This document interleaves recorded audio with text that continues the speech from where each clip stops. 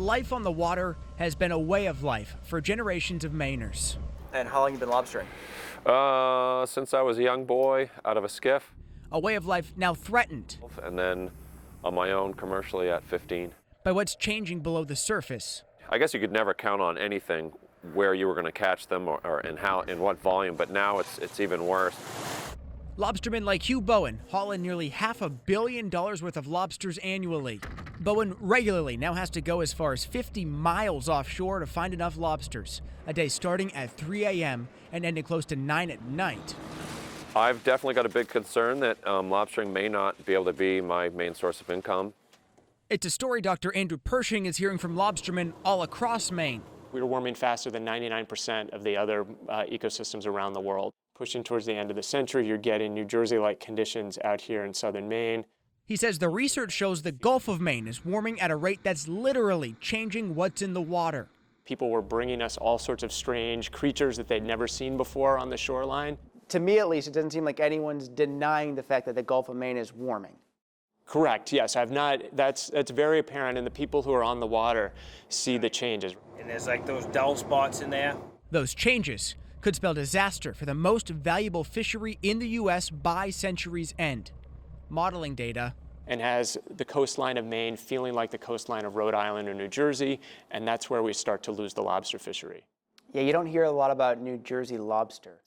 No, you don't, no. The state that puts lobster on everything from signs and T-shirts to shot glasses and even license plates could be in for shell shock. This is definitely a climate change story. He says the research shows the warming is part natural, but a big part man-made. Here, the focus isn't on solving the global aspects so much as it is about adapting to what's coming and what's already here. If Maine can figure it out, that we will be able to export our ideas and help the rest of the country and the rest of the world. It means in a place like Portland, named the Restaurant City of the Year, chefs are putting black sea bass and long-finned squid on the menus, things Maine fishermen hadn't ever seen until recently. So you can see where the water line is up against the rocks here. It also means big changes for Maine's tourism industry, responsible for $9 billion in sales and more than 100,000 jobs. Under the worst case scenario, this whole area would look very different. Coastal planners like Abby Sherwin are helping Instagram-worthy towns with tourist hotspots try to make sure these places are still around and accessible for the state's 36 million annual visitors. Waves actually crash over that road and sort of flood this low-lying area. There were calls for building roads higher, moving key infrastructure, and constructing barriers to hold off Mother Nature. Over the long term, seas have been rising, but in the short term, the rate has increased substantially. She says their data shows it's not just about the water warming, but also sea level rise, as much as 11 feet by the end of this century, plus bigger and more frequent storms.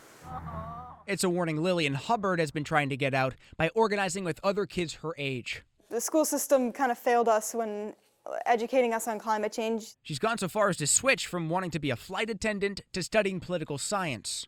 To educate other people that live in Maine on how climate change is going to be affecting them personally, because a lot of people don't think it's ever going to affect them personally. She now spends a lot of her time at town council meetings across Maine, advocating for renewable energy at the local level, and she says reminding adults what's at stake. How it's affecting especially us youth who are going to be affected by it more than adults, and we want them to think of us when they're voting.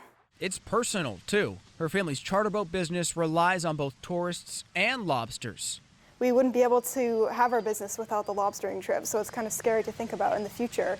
A future tied to the ocean. Maine's way of life, bracing for what the seas may bring.